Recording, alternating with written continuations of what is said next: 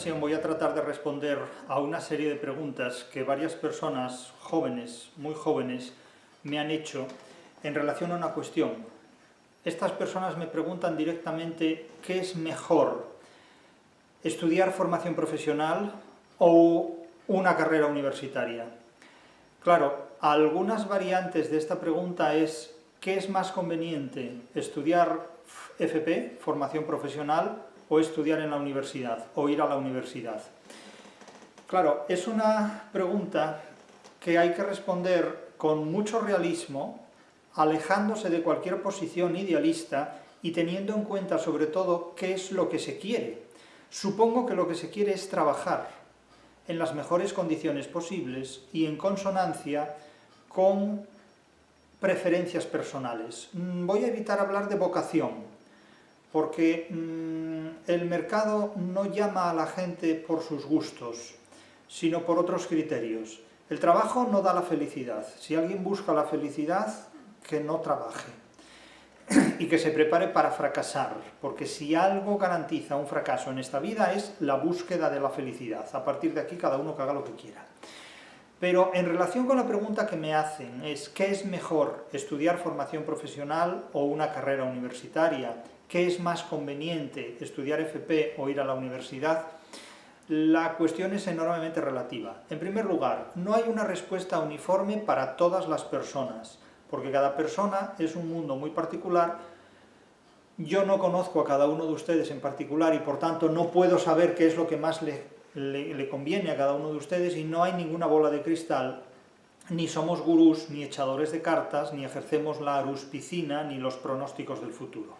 Por lo tanto, no hay una receta que nos garantice cuál es el éxito, si estudiar formación profesional o estudiar una carrera universitaria. Aquí intervienen muchas variables y cada uno tiene que conocerse a sí mismo, conocer las circunstancias en las que se encuentra y saber qué objetivo quiere cumplir, en qué periodo de tiempo y con qué fines. Entonces, miren, yo a la vista de una serie de documentación disponible para mí, disponible para cualquiera que la consulte en internet, sobre todo teniendo en cuenta las últimas publicaciones de datos, encuestas, entrevistas que la prensa ha aducido sobre este asunto, qué es mejor, la formación profesional o qué es mejor, la formación universitaria, pues yo les puedo decir lo siguiente. En primer lugar, ¿qué es lo que entendemos por mejor y qué es lo que entendemos por más adecuado? Estas son cuestiones muy personales, pero vayamos ya más allá de lo personal y más allá de lo subjetivo, a datos objetivos. Ustedes buscan empleo con rapidez, con rentabilidad. Si manejan estos términos, si su objetivo es buscar y encontrar, no solo buscar, sino encontrar un trabajo lo antes posible, con una rentabilidad que les permita adentrarse, integrarse en el mercado laboral lo antes posible, yo les aconsejo la formación profesional. Si lo que buscan es una formación más bien orientada hacia la investigación, la actividad docente y un conocimiento científico que no proporciona la formación profesional, entonces ustedes deben orientarse hacia la universidad. El camino de la universidad es un camino más largo, a veces el doble o el triple de largo que la formación profesional. Está sometido a obstáculos muy variables según el contexto académico o universitario en el que se sitúen, y el resultado es siempre muy incierto, no suele haber casi nunca seguridad. Si preparan oposiciones, el terreno es lento, largo y duro. Si una vez hecho el grado no encuentran trabajo, van a tener que realizar un máster que tiene un precio caro. A veces algunas trayectorias académicas se orientan hacia el doctorado, que supone también una prolongación para llegar al mercado laboral. Puede ocurrir que a través de una trayectoria universitaria ustedes lleguen a los 30 o pasen de los 30 años sin encontrar todavía trabajo. Esto en la FP en principio no se da, en la formación profesional no se da, el trabajo es más inmediato. Tal vez no ganen tanto dinero como en la universidad, si pasan por la experiencia universitaria, pero tampoco se crean que la formación universitaria, el grado universitario, capacita para obtener empleos de un alto poder adquisitivo en la primera mensualidad. Hay muchas personas que cuando cobran su primera mensualidad se sorprenden, de que la nómina no sea muy elevada. No esperen nóminas elevadas en los primeros años laborales. Ya de hecho, si son capaces ustedes de mantener durante años una actividad profesional, laboral, en el ejercicio de su desarrollo año tras año, ya habrán conseguido mucho.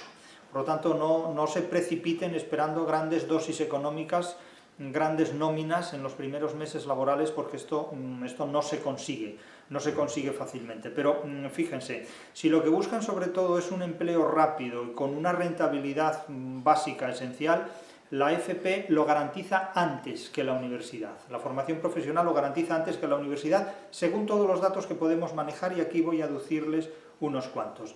Ahora, claro, si lo que pretenden es acceder a profesiones académicas de un desarrollo científico y de unos conocimientos que requieren algo más que el manejo de técnicas o de procedimientos técnicos, entonces deben ir a la universidad. Deben ir a la universidad valorando los pros y los contras.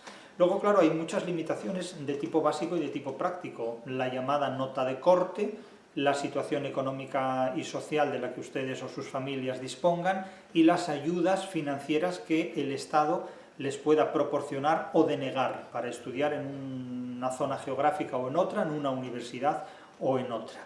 Pero fíjense, si uno examina la documentación que al respecto está hoy vigente, está hoy accesible en la prensa, en las instituciones académicas y en las estadísticas de las diferentes encuestas, la formación profesional está en estos momentos, en primer lugar, desde el punto de vista de una finalidad práctica y teórica que, con cierta inmediatez, proporciona un empleo relativamente estable, en las condiciones de estabilidad que se puede dar hoy en el mercado laboral. Claro, leo aquí en algún informe que me dice: la formación profesional está orientada al trabajo inmediato. Al trabajo inmediato no quiere decir automático, quiere decir que se consigue trabajo antes que en una titulación universitaria. La formación profesional requiere 2 años, los grados universitarios requieren 4 años, por lo menos, es decir, el doble de tiempo. El desenlace no es tan seguro desde el punto de vista del logro de un puesto de trabajo como puede ser el ejercicio de la formación profesional. En este informe que leo aquí, enseña oficios y competencias técnicas, la formación profesional, que responden a necesidades concretas del mercado. La electricidad, la programación, la fontanería, el diseño, la mecánica, la administración, la sanidad. Y, en contrapeso, advierte: la universidad, en cambio, forma disciplinas teóricas o científicas. Sirven menos para trabajar de manera más inmediata y para desarrollar pensamientos o conocimientos científicos a largo plazo. Sea como sea, el primer problema con el que se encuentran los universitarios es que necesitan disponer de más tiempo que quienes se matriculan en una formación profesional. Prácticamente por lo menos el doble o el triple de tiempo. La trayectoria universitaria requiere el doble o el triple de tiempo que una formación profesional. Esto es una cuestión que cada persona tendrá que valorar. La segunda cuestión, además del tiempo, es el coste, que naturalmente va relacionado con el tiempo, porque no es lo mismo estudiar 2 años que estudiar 4 o 6. Entonces, claro, un ciclo de FP, como acabo de decir, dura unos 2 años, 3 acaso como mucho, con prácticas incluidas, con prácticas ya en empresas. Mientras que la universidad exige, como he dicho, por lo menos 4 años de un grado, y si además añadimos un máster o un doctorado, la cuestión puede duplicarse, podemos llegar a 8 años. Quiero decir que si ustedes se descuidan, pueden llegar a los 30 años sin haber trabajado nunca todavía. Y esta es una limitación importante que, desde el punto de vista de la formación profesional, se sortea. Es decir, alguien que estudie formación profesional probablemente va a comenzar a trabajar antes que alguien que estudie una carrera universitaria. Esta es una cuestión que cada persona tendrá que valorar y tendrá que ver, y naturalmente tiene sus pros y sus contras. El tercer aspecto es la conexión con el mercado laboral, la relación laboral. Claro, cualquier informe que lean les va a decir que hoy muchos titulados universitarios acaban en trabajos para los que bastaría una formación profesional, mientras que muchos técnicos de formación profesional tienen pleno empleo y buenos sueldos. Muchos no quiere decir todos, quiero decir que mucha gente que estudia formación profesional se coloca de manera más o menos temprana, más o menos inmediata, y no con malos sueldos. Yo sería más prudente, más moderado en este punto. La formación universitaria es más diversa, es más complicada, exige más tiempo y no necesariamente desemboca de forma inmediata en mejores sueldos y en mejores puestos de trabajo. Claro, se habla de determinados sectores muy privilegiados, muy bien vistos por la formación profesional. Informática, sectores de mantenimiento, industria, sanidad y transporte, sobre todo el transporte. Claro, la FP se ha convertido en estos momentos en la vía más rápida y eficaz para encontrar un trabajo. Esto es un hecho que no se puede negar. Pero esto no invalida tampoco la universidad. Esto simplemente es un hecho que cada persona tendrá que valorar, tendrá que evaluar, tendrá que examinar muy atentamente, en lo que se refiere a sus objetivos y a sus propósitos. Hay un cuarto punto que no siempre se menciona, pero que yo quiero incluir en esta lista. El cuarto y penúltimo punto, porque en total son 5 los que yo señalaría aquí, el prestigio social. Siempre que se habla de universidad, se habla de un prestigio social que fue mejor en el pasado. Es decir, para la universidad cualquier tiempo pasado fue mejor desde criterios sociológicos y desde criterios psicológicos. Es decir, que psicológicamente, hace 20 años, hablar de un universitario era hablar de alguien que ocupaba, psicológicamente hablando, sociológicamente hablando, una posición relevante. Y la formación profesional estaba eclipsada, estaba en un segundo o en un tercer plano. Hoy día las cosas han cambiado, pero dialécticamente. Han cambiado completamente, hasta tal punto que la formación profesional, no sé si tiene más prestigio o no que la universidad, pero desde luego tiene más eficacia a la hora de encontrar con carácter más o menos inmediato un puesto de trabajo. Claro, el prestigio social y también psicológico de la universidad está en declive.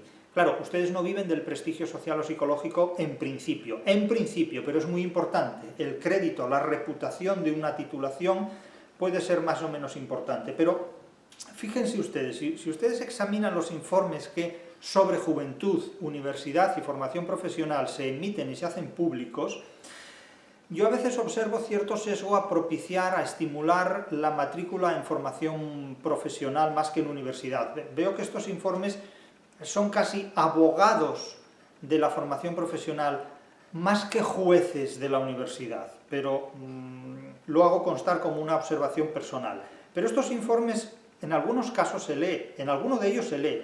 Durante años se consideró que la universidad era más prestigiosa que la formación profesional. Un hecho cierto hasta que los títulos universitarios dejaron de distinguir a una minoría. Esto es una declaración muy cruda, muy orteguiana.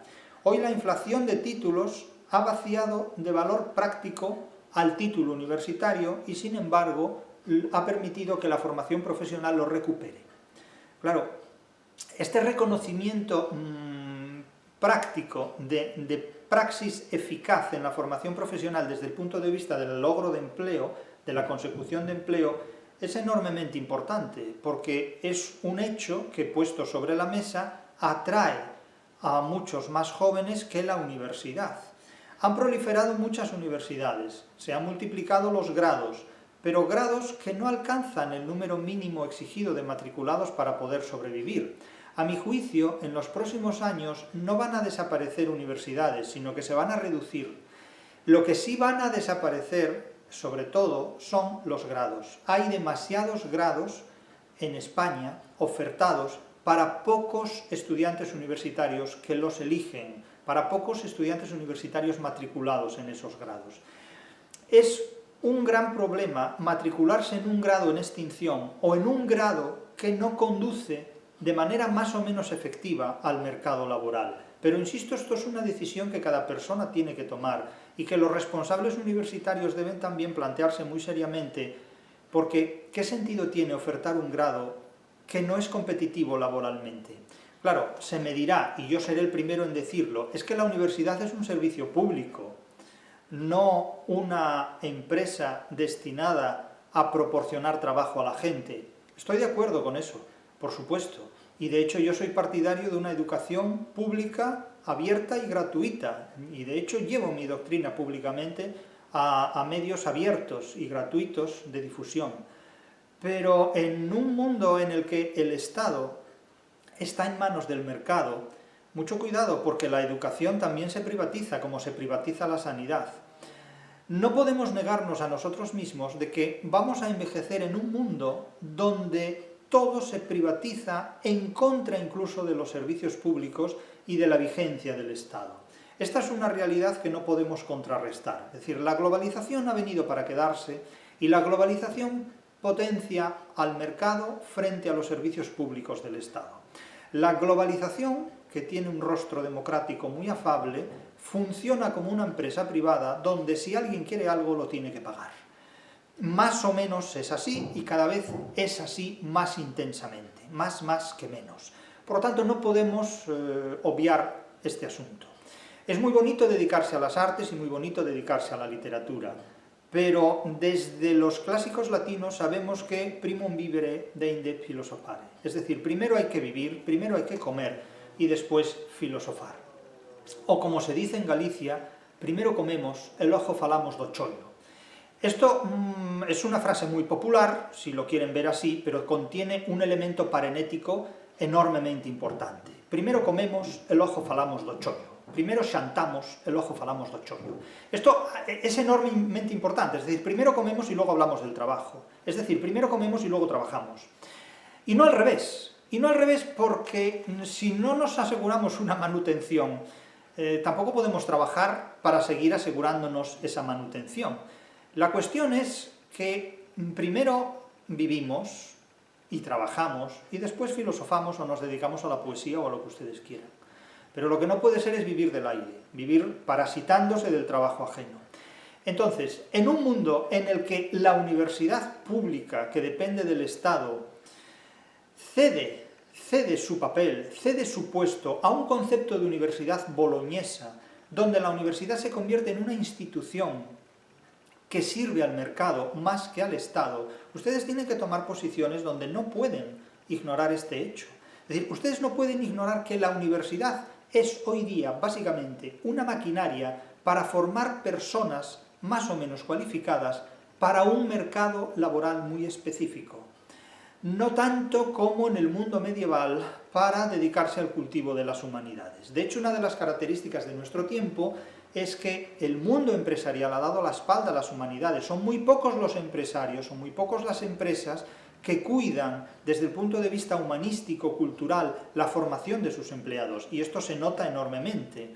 Las universidades privadas, en su mayor parte, han dado la espalda a la literatura, a los estudios de filosofía y a los estudios de humanidades, porque no ven en ellos nada útil. Han orientado sus objetivos y sus logros hacia un concepto mercantil, puro, crudo y duro de la vida humana.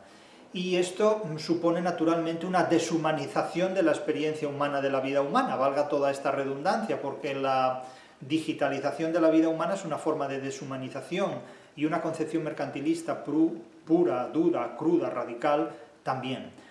Entonces, ese humanismo, o ustedes mismos se lo garantizan y se lo proporcionan a través de medios alternativos, o crecerán careciendo constantemente de él, porque la universidad ya no se lo va a proporcionar. Entonces, este prestigio social en declive, que incluso hasta los últimos ciudadanos del Imperio Romano no llegaron a perder, porque incluso en los últimos tiempos del Imperio Romano la élite romana siempre se cuidó enormemente de utilizar un buen latín, un lenguaje culto y una forma pulcra y completa de comunicarse.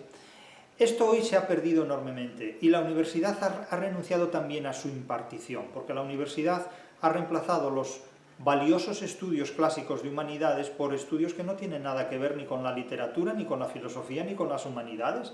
Han saturado sus aulas de contenidos relativos a creencias, ideologías y contenidos posmodernos donde el griego, el latín, la literatura clásica no tienen ninguna presencia ni ningún valor. Es decir, hoy lo que se estudia en estos contextos, sobre todo en mi área, la de teoría de la literatura, pues es el cine, el cómic, las narraciones alternativas, el no se sabe qué, amistad y lo que surja. Pero la literatura ni está ni se la espera. Son historias de detectives, de fantasmas, de márgenes, de fronteras, de marginación, de cualquier cosa.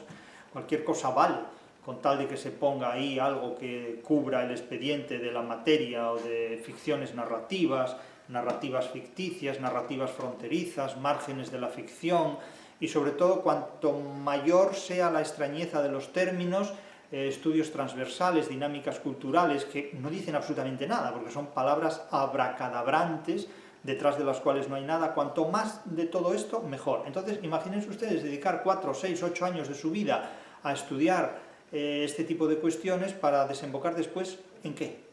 ¿En dónde? Pues esa es una pregunta que tendrán que hacerse, naturalmente, lo cual no significa que opten por A o por B, sino que simplemente ustedes tendrán que reflexionar sobre esas opciones para saber optar por la que más les conviene a ustedes, indudablemente. Quinto punto. El quinto punto es enormemente importante, pues no lo sé. Yo les hablo de la vocación. Para mí la quinta cuestión es la vocación, y alguien me dirá, pero eso debe estar en primer lugar. Ustedes pónganla donde quieran. Yo la pongo en último lugar, y me dirán, pero vamos a ver, ¿cómo se va a hacer un trabajo sin vocación? Miren, la vocación en el trabajo les va a durar a ustedes 5 minutos. Porque el ejercicio laboral implica la disolución inmediata de cualquier vocación previa que se tenga en la actividad laboral que se desarrolla. Y ustedes me dirán, bueno, pero usted es un gafe, usted es un apocalíptico, usted es un aguafiestas. No, yo no soy nada de eso. Yo soy alguien que lleva trabajando más de 3 décadas en el ejercicio de la actividad docente en la universidad. Y a mí la vocación se me terminó ya en el primer año de carrera. En el primer año de carrera, cuando era estudiante, se me terminó la vocación. Y entonces me dirán ustedes, bueno, entonces, ¿cómo ha seguido usted estudiando esto? Bien, porque fuera del ámbito en el que yo me encontraba, todo era para mí mucho peor. Pero es que la vocación no tiene nada que ver con mi ejercicio laboral, porque a mí me gusta la literatura, me gusta interpretar la literatura, en tanto que me parece muy útil el conocimiento científico de la literatura. Lo que no me gusta nada es ejercer mi trabajo en las condiciones en las que todos nosotros lo tenemos que ejercer. Es decir, enfrentándonos a una serie de obstáculos, limitaciones y problemas que se han generado artificialmente simplemente para evitar que lo que podamos hacer tenga un valor y una utilidad. Naturalmente, no es lo mismo trabajar con un palo en la rueda que trabajar con 500 palos en la rueda. La rueda tiene más palos que radios, pero con eso hay que trabajar, en mi ámbito laboral y en todos. Entonces, lo de la vocación está muy bien para contarlo, está muy bien para contarlo, pero cuando ustedes entran en el aula, cuando ustedes entran en el departamento, cuando ustedes entran en su empresa, la vocación quedó en la infancia, quedó en los sueños de la adolescencia, porque ustedes no pueden trabajar con vocación, ustedes tienen que trabajar con responsabilidad. El trabajo no se hace para ser feliz. El trabajo se hace para ganar dinero que permita sobrevivir, que permita comprar tu libertad.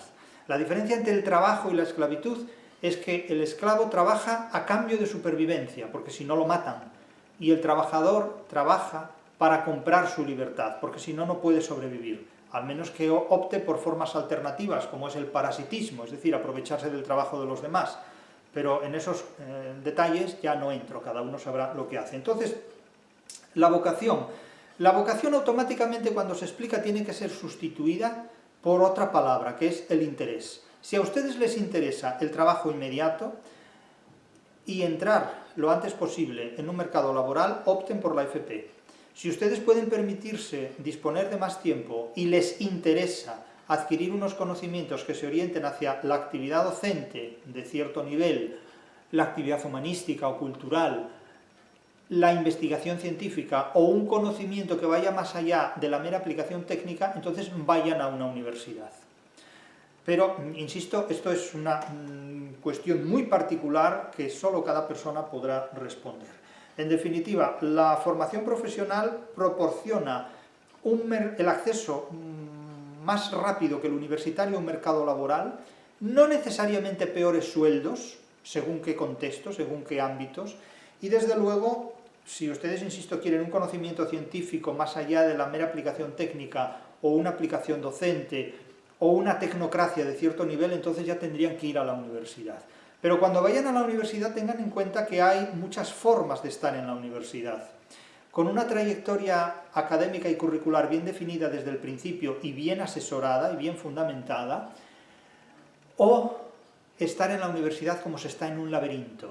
Hay mucha gente que dice, yo estoy en la universidad pero no sé por qué estoy aquí, no sé cuál es mi objetivo dentro de la universidad.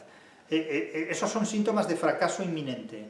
Deben evitar esto, deben evitar perder años de vida en esos momentos claves de la formación de una persona, que son los 18 años hasta los 25 años. Son momentos clave y determinantes en la formación de una persona. Y ya les digo esto, el trabajo no está hecho para ser feliz, el trabajo está hecho para ganar dinero.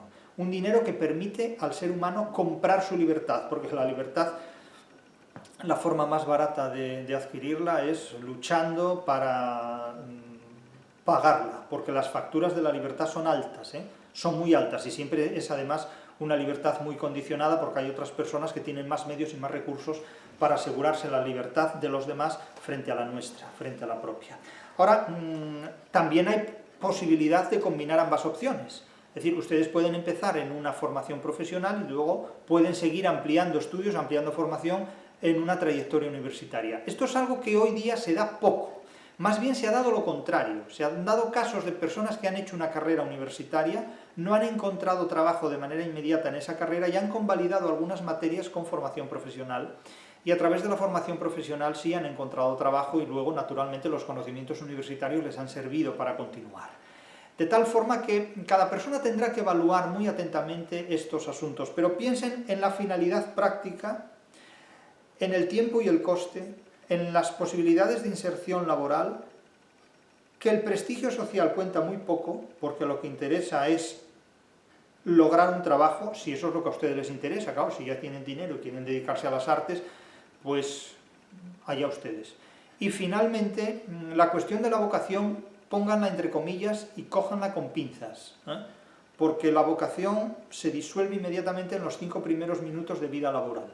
Imagínense dónde tengo yo la vocación después de más de 3 décadas de actividad universitaria.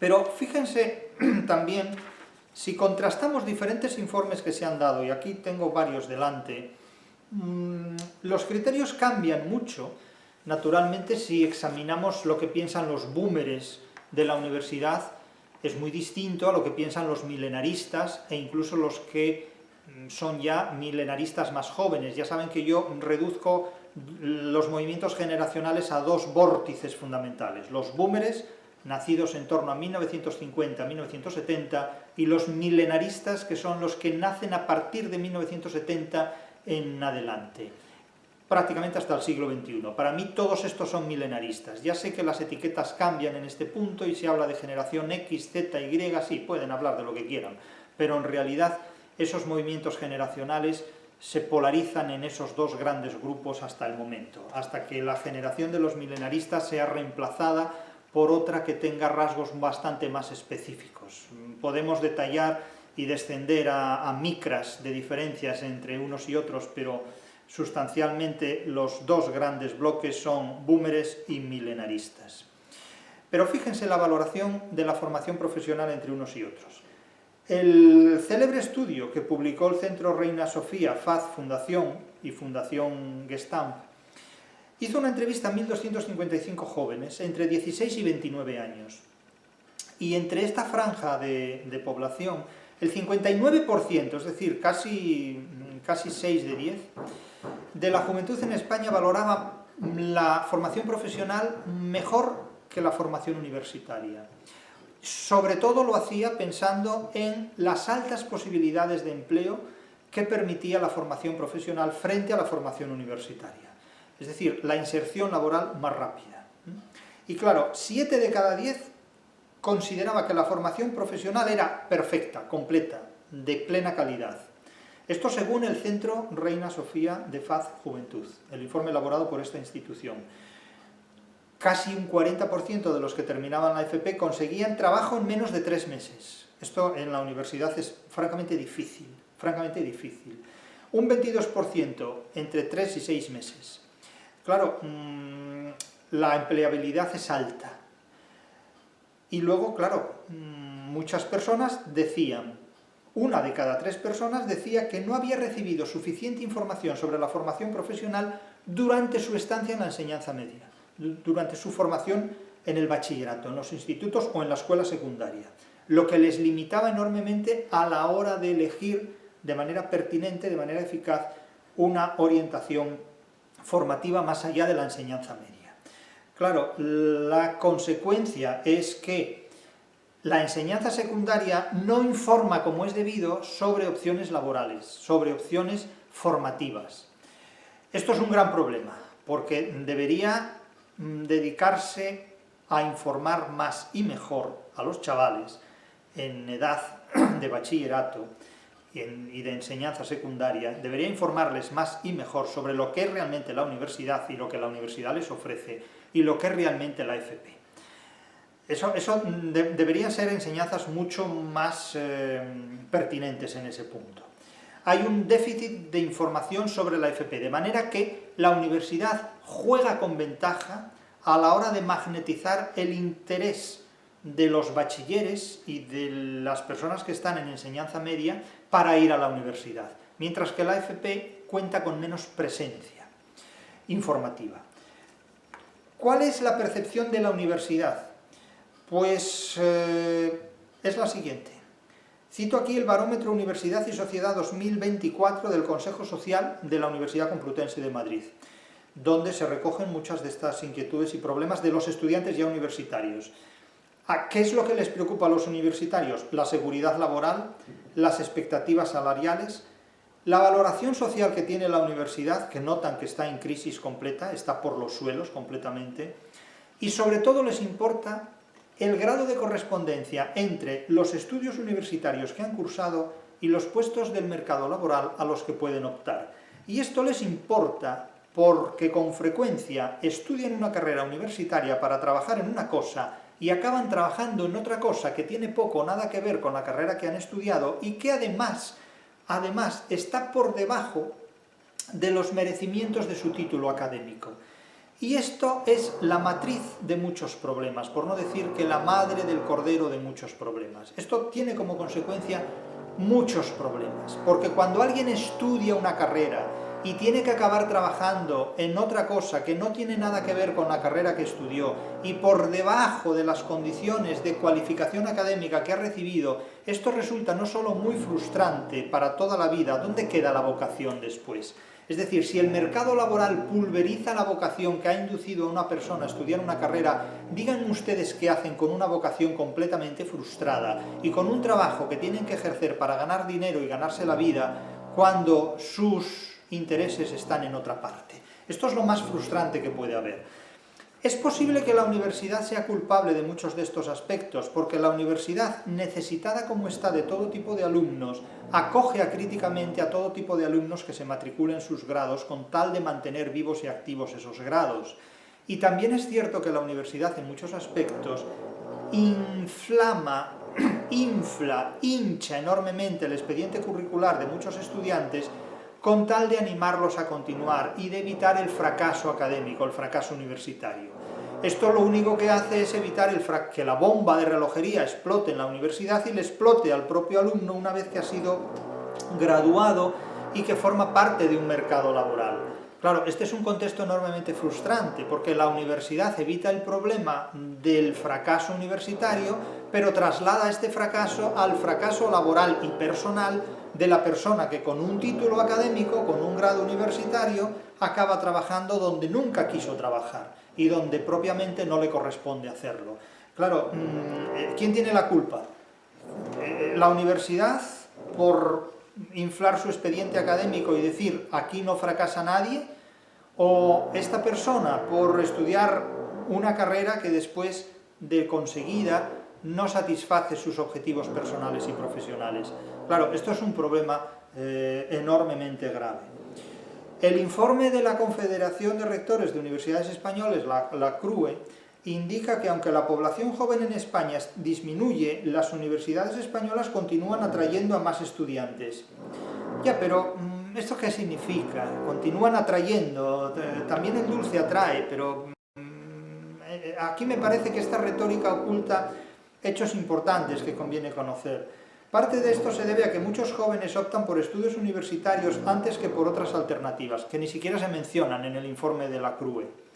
Claro, se observa que el abandono y cambio de carrera representa alrededor del 29% después de la duración teórica de 3 años frente al 35% de la media de la OCDE. Es decir, hay muchísimo abandono universitario, hay gente que cambia de carrera, que abandona sus estudios, y esto es enormemente enormemente lamentable, enormemente lamentable. Temas laborales. Otros estudios académicos recientes sobre educación, es decir, sobre titulación, sobre cualificación académica, advierte que muchos titulados universitarios en España terminan trabajando donde no quieren trabajar. Vuelvo al tema anterior. Esto lo subrayan constantemente múltiples informes. Entonces, ¿dónde queda la vocación después de esto? Las titulaciones de ciencias para la salud sufren menos riesgos de sobrecualificación. Es decir, que en este tipo de grados, en este tipo de formación universitaria, los expedientes no se inflan tanto como en los de las carreras de humanidades. Y luego se habla de habilidades transversales que yo confieso no saber qué es, porque cuando empezamos con estas dinámicas culturales, uno ya se pierde en las palabras. Habilidades transversales, según dicen estos informes, son idiomas, tecnologías, gestión. ¿Y qué tiene que ver esto con habilidades y con transversales? ¿Qué pasa? ¿Que los idiomas son transversales ahora? La tecnología es transversal, la gestión es transversal, entonces la vida humana es transversal también, en definitiva. Vamos a ver, es que la geometría es transversal, ¿no? Podríamos distinguir entre la geometría transversal y la no transversal. A ver, es un abuso terminológico de palabras que no nos conducen realmente a ninguna parte. Terminan algunos de estos informes buscando cierta objetividad y diciendo lo siguiente: los estudiantes universitarios son conscientes de la brecha entre su formación y lo que el mercado laboral demanda. Claro que son conscientes, pero a veces lo son muy tardíamente. Lo que hay que evitar es que lleguen a estos conocimientos, a esta frustración tardíamente. La frustración hay que detectarla antes para evitarla, hay que prevenirla en definitiva. Claro. Hay otro capítulo muy importante de varios informes que se ponen en conexión con este asunto, y es lo que tiene que ver con las distracciones del mundo digital. Hay muchas personas que se presentan como nativos digitales, se dice toda una generación de nativos digitales, todos los milenaristas, que muchos de ellos son nativos digitales y tal. Esto no garantiza absolutamente nada, porque incluso lo único que puede determinar es que una persona pierda mucho tiempo navegando en Internet estérilmente, lúdicamente, infructuosamente. Es decir, lo he dicho muchas veces, hay gente que usa Internet para hacer memes en lugar de hacer tesis doctorales. Mucha gente que utiliza los programas de inteligencia artificial para dialogar con ella como si fuera un amigo, en lugar de usarla como un instrumento de trabajo más. Entonces, un estudio sobre distracciones digitales en educación superior, ingeniería, llevado a cabo en 2021 y 2022, advierte que muchos estudiantes señalaron que los dispositivos y las redes son fuentes de distracción notable, incluso en sesiones prácticas de laboratorio, es decir, que están haciendo trabajos de investigación y están entretenidos en TikTok, en YouTube o en redes sociales perdiendo el tiempo simplemente entreteniéndose estérilmente, inútilmente. Se dice que los milenaristas universitarios, que son los más tempranos, prefieren el ordenador portátil para generar contenido en lugar de tabletas. Miren, estos ya son chorraditas. Es decir, que si prefiere uno escribir con tinta azul o con tinta verde. Esto ya son cuestiones que requieren, de alguna manera, cubrir una estadística, pero poco más o menos. Otros que sí están más acostumbrados a las redes, a las aplicaciones de móviles, etcétera, etcétera. Pero estos ya son detalles menores que francamente me resultan muy poco relevantes. Tienen más interés para el mercado estadístico que para la formación profesional o para la formación universitaria de unas u otras personas. Entonces, la conclusión, dicen estos informes, que los jóvenes universitarios están inmersos en la tecnología, como también lo están los viejos no universitarios. Es que para llegar a conclusiones de esta naturaleza no hace falta viajar demasiado. Es como suponer que el piano tiene 88 teclas y toques la tecla que teclas va a sonar. Bueno, pues si el piano funciona bien, sonarán, evidentemente. Entonces, claro, aquí o estás en redes sociales o no estás. Pero tampoco esto nos conduce a grandes revelaciones y a criterios que nos puedan ayudar a seleccionar una formación universitaria o una formación profesional. Hay otro aspecto importante que recientemente subrayó El País en una información, en un reportaje periodístico importante, desde el punto de vista del nivel económico que las familias podían tener o del que podían carecer para asegurar de esta manera una formación universitaria a sus hijos, a los miembros más jóvenes de la familia.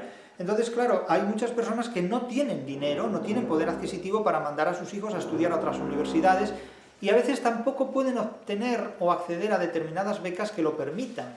Por lo tanto, hay una brecha creciente de población que se puede quedar al margen de una formación universitaria por falta de recursos económicos, aunque no lo parezca. Algunas personas consideran que estas informaciones son exageradas. Yo creo que lo son menos de lo que pueda parecerle a algunas personas. Son informaciones bastante realistas que no conviene tampoco desestimar.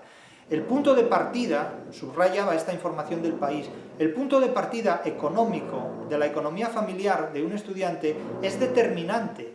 Claro, si uno es chozno de notarios, es decir, si uno es descendiente de tercera generación o cuarta generación de notarios, bisnieto de notarios o de médicos, tiene una inercia familiar mucho más asegurada que quien empieza por vez primera a dar un paso en esta dirección. Esto siempre ha ocurrido así. Luego, por otro lado, hay una estadística que refleja claramente que hay jóvenes que ni estudian ni trabajan, los llamados ninis, de tal forma que, bueno, esto siempre ha sido así, pero hoy parece que es más que en otras épocas porque, evidentemente, hace 100 años no era posible para casi nadie, salvo que tuviera una enfermedad adquirida o de nacimiento, ni estudiar ni trabajar. Es decir, antaño, hace décadas, hace un siglo por lo menos, y mucho después también, el que no estudiaba iba a trabajar directamente, pero empezaba a trabajar ya como un niño. De ahí la expresión del guaje en la mina, cuando adolescentes entraban a trabajar como ayudantes mineros, como ayudantes de picadores, jovencísimos además. Hoy día eso sería ya ilegal incluso. En definitiva, incluso teniendo en cuenta lo que se llaman también las tendencias emergentes y de todo esto, podemos llegar a la conclusión de que elegir una formación profesional o elegir una formación universitaria depende de los factores con los que en el comienzo de este vídeo hemos señalado los aspectos fundamentales. Los 5 hechos, los 5 acontecimientos y puntos clave, que son, como hemos dicho, la finalidad práctica, el tiempo y los recursos económicos disponibles, el interés por la inserción laboral, si es inmediata o se puede esperar algunos años más, no cuenten con el prestigio social de la universidad y no cuenten tampoco mucho con la vocación, porque la vocación no es el combustible del trabajo. El combustible del trabajo es la necesidad. Recuerden aquella copla del personaje cervantino: a la guerra me lleva mi necesidad, si tuviera dineros no iría en verdad. Cuando piensen en el trabajo, no piensen en la vocación, piensen en las necesidades que ustedes tienen que cubrir y en las posibilidades que el trabajo les ofrece. Lo demás es un idealismo que no pueden permitirse.